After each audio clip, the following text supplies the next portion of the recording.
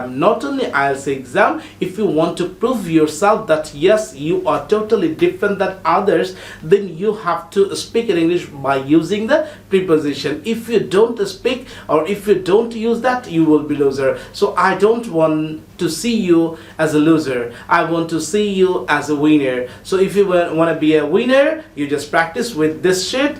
Assalamu alaikum. Hope that all of you are fine by the grace of Allah. This is Mobashir Ahamed, your study partner. আমরা একসাথে ইংরেজি শিখছি, আলহামদুলিল্লাহ অনেক improve করেছি। For that reason I like to say শুকরামদুলিল্লাহ, শুকরামদুলিল্লাহ।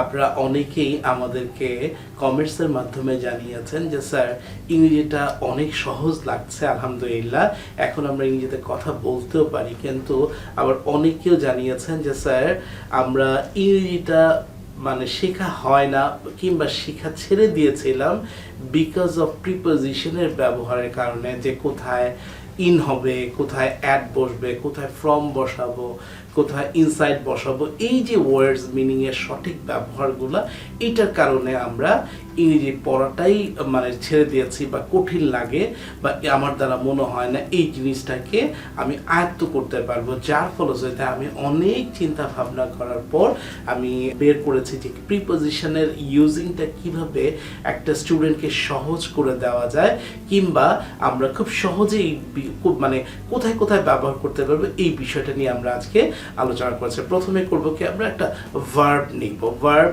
যেমন right একটা ভার্ব, তারপর হচ্ছে স্পিক একটা ভার্ব, রিডিং একটা ভার্ব, তারপর হচ্ছে পেইন্টিং একটা ভার্ব, তার মানে অনেক ধরনের ভার্ব আছে। আপনি যে কোনো একটা ভার্ব নেন, এবার প্রিপোজিশনের ব্যবহারগুলো নিয়ে প্র্যাকটিস শুরু করেন। So let's get started. আমরা দেখব যে how it will become easy to us. আজকের পর থেকে আমরা ইনশাআল্লাহ প্রিপোজিশনের ব্যবহার কোনোদিন ভুলবো না। সো ভিডিওটা শুরু থেকে শেষ পর্যন্ত দেখার জন্য আহ্বান করছি। তাহলে আমরা যথারীতি একটা ভার্ব নিলাম, যেমন অন স্পিকিং কথা বলার উপর, ইন স্পিকিং কথা বলার মধ্যে। আমি যদি বলি ইন রাইটিং তাহলে কি হবে, লেখার মধ্যে।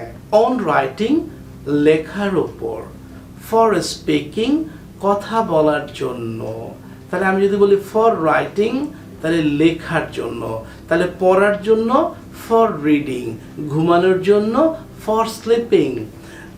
তারপর হচ্ছে বাই স্পিকিং কথা বলার মাধ্যমে, বাই স্পিকিং, বিসাইড স্পিকিং কথা বলার পাশে, আফটার স্পিকিং কথা বলার পরে। তাহলে আমি যদি বলি লেখার পরে আফটার রাইটিং, শোনার পরে আফটার হিয়ারিং, জানার পরে আফটার নোয়িং, বোঝার পরে আফটার আন্ডারস্ট্যান্ডিং।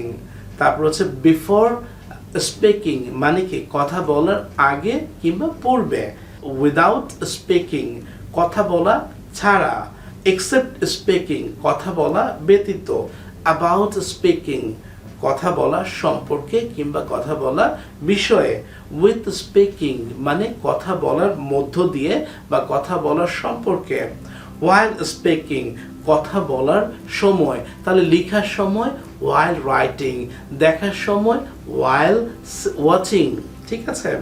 ফ্রম স্পিকিং কথা বলা হতে কিংবা থেকে, তাহলে ফ্রম লেখা থেকে, তাহলে ফ্রম রাইটিং, পড়া থেকে ফ্রম রিডিং।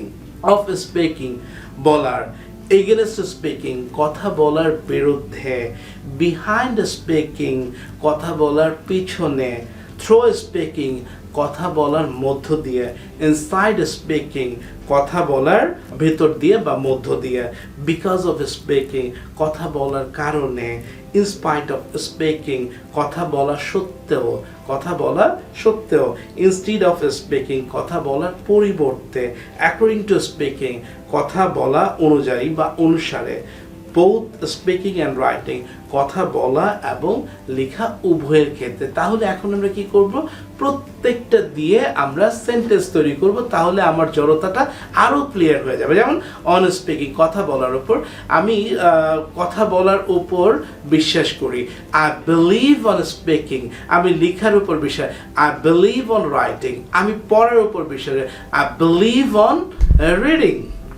in speaking কথা বলার মধ্য দিয়ে, কথা বলার মধ্য দিয়ে আমরা ইংরেজিতে কথা বলতে পারবো। We will be able to speak in English in speaking. Right? For speaking, কথা বলার জন্যই আমরা 1971 সালে অথবা 52 সালে আমরা জীবন দিয়েছিলাম। ফর স্পিকিং, বাই স্পিকিং, কথা বলার মাধ্যমে, কথা বলার মাধ্যমেই একটা বাচ্চা জিরো থেকে হিরো হয়ে ওঠে। By speaking a baby becomes hero. Beside speaking, কথা বলার পাশে, beside speaking you cannot do anything in IELTS. কথা বলার পাশে ছাড়া বা কথা বলা ছাড়া তুমি IELTS এ কিছু করতে পারবে না।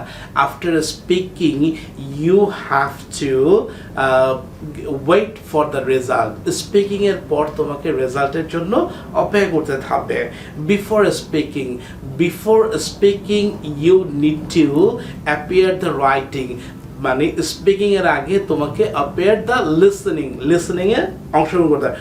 উইদাউট স্পিকিং, কথা বলা ছাড়া আমি বাঁচতে পারবো না তোমার সাথে। Without speaking with you I can not, মানে লাইভ, আমি বাঁচতে পারবো না। ঠিক আছে? এক্সেপ্ট স্পিকিং, কথা বলা ব্যতীত আমি সেখানে যেতে পারবো না বা গাড়িতে করে যেতে পারবো না। With except speaking I can't go by car. With speaking definitely you have to prove yourself with speaking. তোমাকে নিজেকে প্রুভ করতে হবে কথা বলার দিয়ে। দেখেন, লেখা দিয়ে তোমাকে prove, you have to prove yourself with writing. তারপর হচ্ছে while speaking, কথা বলার সময় আপনি ভাত খাবেন না। you don't eat rice while speaking. তাহলে লেখার সময় আপনি গান শুনবেন না। while writing please don't hear any song. তারপর হচ্ছে from speaking, কথা বলা থেকে একটা বাচ্চা তার সফলতার সৃষ্টি করে। from speaking a baby starts his success of speaking. হ্যাঁ, তারপর হচ্ছে against speaking, কথা বলার বিরুদ্ধে আমি, against speaking, আমি মানে কথা বলার বিরুদ্ধে, আমি তার কথা বলার পিছনে আমি বিরুদ্ধে আমি কিছু বলতে, I don't want to speak anything against his speaking, তার কথা বলার বিরুদ্ধে। behind speaking, কথা বলার পিছনে আমি কথা বল। behind speaking I don't want to hear, I don't want to listen, কথা বলার পিছনে আমি পিছন থেকে আমি শুনতে চাই না। through speaking, ভালো কথা বলার মধ্য দিয়ে তুমি পৃথিবীকে জয় করতে পারো। through speaking nicely you can win the world, আপনি পৃথিবীকে জয় করতে পারেন। হ্যাঁ, inside speaking, কথা বলার মধ্য দিয়ে আপনি সমাধান করতে পারেন। inside speaking you can solve the problem because of speaking, কথা বলার কারণে। in spite of speaking, কথা বলা সত্ত্বেও আমি স্যারের সামনে কথা বলা সত্ত্বেও সে আমাকে অপমানিত করেছিল। he insulted me in spite of speaking in front of my teacher. এরকম ভাবে সেন্টেন্স তৈরি করতে হবে। তারপর হচ্ছে according to speaking, মানে কথা বলা, মানে আমরা we can sum up, আমরা উপসংহারে যেতে পারি যে according to speaking our Mobashir sir on that program, ওই প্রোগ্রামের কথা বলা অনুসারে আমরা আমাদের ডিজাইনটা কমপ্লিট করব। according to speaking on that program we will solve this problem. ঠিক আছে? তারপর হচ্ছে এরকম ভাবে আমরা অনেকগুলা সেন্টেন্স তৈরি করব। তারপর হচ্ছে not only speaking but also writing. তারপর হচ্ছে neither speaking or writing. before writing মানে কি, লেখার আগে। তাহলে according to speaking, তাহলে আমরা আরেকবার একটু প্র্যাকটিস করি। ওকে, after speaking, after writing, after driving a car I will meet you. without speaking, without driving a car, without learning English, মনে থাকবে? without speaking, except speaking, expect reading, except writing, about smoking, হ্যাঁ, smoking সম্বন্ধে। তারপর হচ্ছে with reading, পড়ার দিয়ে, without reading, লেখা ছাড়া, পড়া ছাড়া, উইদাউট স্পিকিং ছাড়া। সো এরকমভাবে আমরা যেই সেন্টেন্সটা মানে প্রিপোজিশনটা প্র্যাকটিস করলাম, এভাবে যদি আপনি প্র্যাকটিস করেন দেখবেন ভার্বের সাথে কিংবা কোথায় প্রিপোজিশনগুলো কীভাবে ব্যবহার করতে হয় এই সিগন্যালগুলো আপনাকে ব্রেন আপনাকে সিগন্যাল দিতে থাকবে যে এই ভার্বের সাথে এইভাবে বসাও, এই ভার্বের সাথে আইএনজি যোগ হবে, কখন নাউনের সাথে পরে বসবে, আগে বসবে, এগুলো সব অটোমেটিকলি আপনাকে সিগন্যাল দিতে থাকবে। সো আশা করছি আমি যেভাবে ভার্ব দিয়ে প্র্যাকটিস করলাম ঠিক একইভাবে আপনি এখনই প্র্যাকটিস করেন। সো তাহলে কি হবে, আপনার আর বলতে হবে না যে আমি কথা বলার সময় কখন কোনটা বসাবো এই জিনিসটা আমার আসছে না বা আমি পারছি না। দেখবেন you will be able to speak in English with using the preposition. So without preposition, if you will not be able to achieve a good score in IELTS exam, not only IELTS exam, if you want to prove yourself that yes you are totally different than others, then you have to speak in English by using the preposition. If you don't speak or if you don't use that, you will be loser. So I don't want to see you as a loser, I want to see you as a winner.